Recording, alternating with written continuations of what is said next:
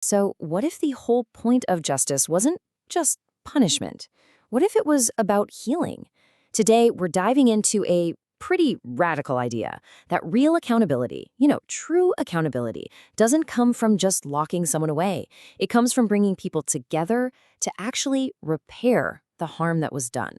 This is a story about what happens when you start asking a totally different set of questions after a crime. Just listen to these words for a second. They come from a woman named Olive Gully. See, back in 2004, her husband, Jason, was shot and killed during a robbery. And then, more than a decade later, she did something most of us would find, well, unthinkable. She chose to sit down in a room with Wally White, the very man who killed him. And what happened in that room, it was something she never, ever expected. And the thing is, Olive isn't alone in feeling this way. Take Tracy Larson. Her 15-year-old daughter, Georgia, was killed in a crash caused by her boyfriend. And after he was sentenced, Tracy said she just felt nothing. For both of these women, you see, the regular court system gave them a verdict, sure, but it didn't give them any real resolution. So they took this completely different path. They decided to meet the person who caused all their pain, face to face. They needed answers. They needed to explain the sheer impact of their loss. And what they found? Well, it was a kind of peace that punishment by itself just couldn't touch. Hearing stories like that, it really makes you wonder, doesn't it? If the whole point of justice is to make things right, then why does our current system so often leave everyone, victims, offenders, the whole community, feeling so broken? To really get why we might need an alternative, we've got to take a hard look at the crisis happening with the way we do things right now. Okay, to see this crisis up close, let's zoom in on one place, the state of Alabama. What's going on in their prison system is a really powerful and honestly a tragic example of the incredible human and financial costs of a justice system that's just focused on one thing: punishment. And what they found, wow, it was staggering. The Department of Justice didn't just find a few problems. No, they found a system and a full-blown constitutional crisis. We are talking about conditions so dangerously overcrowded and understaffed that basic human safety just isn't a guarantee. This violates the U.S. Constitution's ban on cruel and unusual punishment. So this isn't just, a policy hiccup. It's a fundamental failure to protect human beings. So, what's the proposed solution to this massive humanitarian crisis? You guessed it, build bigger prisons. Get this, $3 billion. That is the estimated 30-year price tag for Alabama to lease 3 brand-new, privately built mega prisons. That's an absolutely massive financial bet on an approach that's already failing to keep people safe or provide any real rehabilitation. And the costs don't even stop there. This number you're seeing, that's how much money has been paid out from Alabama's liability fund just since 2020 for lawsuits against the Corrections Department. We're talking about things like excessive force by guards. And that number is more than 4 times what was paid out in the 5 years before. So think about that. Taxpayer money isn't just building prisons. It's also paying for the damages caused by this broken system. And this really gets to the heart of the matter. As you can see from this quote, critics are saying, look, the problem isn't the buildings, it's the whole philosophy. When you have a system that is only focused on punishment, you just end up creating this vicious cycle of violence and cost. And it doesn't actually make anyone safer or get to the root of why crime happens in the first place. Okay, so what if the real problem isn't the answers we're getting, but the questions we're asking to begin with? I mean, our entire justice system is basically built around one specific way of thinking. Yeah, this model is called retributive justice, and its focus is all about the past. A rule was broken, so a punishment is owed. Simple as that. It's basically a transaction between the state and the person who broke the law.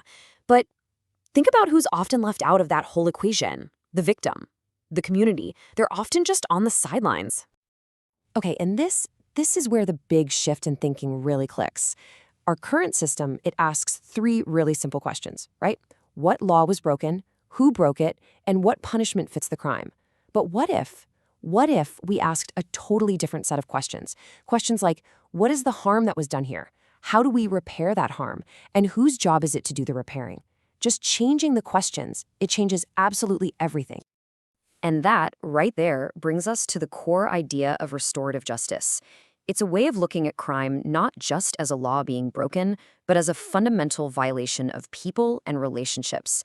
So the goal isn't just to punish, it's to heal. It's about bringing everyone who is affected the victim, the offender, even the community, into the conversation to figure out, together, how to actually make things right. So you might be wondering, okay, that sounds nice, but how does it actually work? And it's important to get this straight. This is not about letting people off the hook or avoiding consequences. Not at all. It's about finding more meaningful consequences through a really structured process that, believe it or not, can be used in all sorts of different situations. The whole process follows a pretty clear path. It all starts with something called an encounter. This is a safe, totally voluntary, and very carefully guided meeting. Then, from there, the focus shifts to repair. This is where everyone involved decides together how the harm can actually be addressed. And the ultimate goal? It's transformation. And that doesn't just mean changing one person's behavior. It's about helping victims heal and making the entire community stronger and healthier. Now, this encounter isn't some one-size-fits-all thing. It can look a lot of different ways. It could be a direct mediation, just between the victim and the offender, like what Olive Gully did. Or it could be a bigger conference that brings in family and friends. Sometimes it's a peacemaking circle that includes people from the wider community. But the key, no matter the format, is that it's a guided conversation focused on understanding and, most importantly, repair. Now, I get it. This might all sound a little idealistic. But the results? They're actually really concrete and totally measurable. It turns out when you shift the focus away from just punishment and towards repair, the positive effects just ripple outwards, and they end up benefiting everyone who's involved. So let's just look at the data for a minute. One major study found that young offenders who went through a restorative justice process were, get this, 41% less likely to commit another crime. 41%. That is a massive drop in reoffending. And what does that mean? It means fewer victims in the future and safer communities for all of us. And like I said, those positive effects ripple out to literally everyone. For victims, it's a chance to finally get answers, to tell their story, to feel heard, to take back a sense of control that was stolen from them. For the offenders, it's a way to take real responsibility, to finally understand the human impact of what they did, and to make things right in a meaningful way. And for the rest of society, well, it helps with prison overcrowding, it lowers those reoffending rates we just talked about, and it helps build safer, stronger communities. And this brings us right back to the heart of it all, doesn't it? This quote, which comes from a victim of crime, just captures the whole spirit of this idea so perfectly. Justice doesn't have to mean that a second life is lost because of the first. It can be about restoring things and about making sure this kind of harm doesn't happen again. So, this whole conversation really boils down to one fundamental question. When something bad happens, when harm is done, what is the actual purpose of our response? What are we really, truly trying to accomplish? Because what restorative justice does is it completely reframes the whole idea of accountability. See, it's not just about doing your time. It's about actually facing the real human consequences of your actions and then taking responsibility for repairing the damage you caused. And that is a much deeper, much more meaningful form of accountability than just sitting in a cell. And so that really leaves us with a final big question to think about. We're seeing systems like the one in Alabama that cost billions of dollars and still fail to keep people safe. We're hearing from victims who are finding the healing they need outside of that system. We have hard data that shows a different approach could make us all safer. So really, the question isn't if our system is broken. The real question is, what are we willing to build in its place? What are we willing to build that can actually truly heal?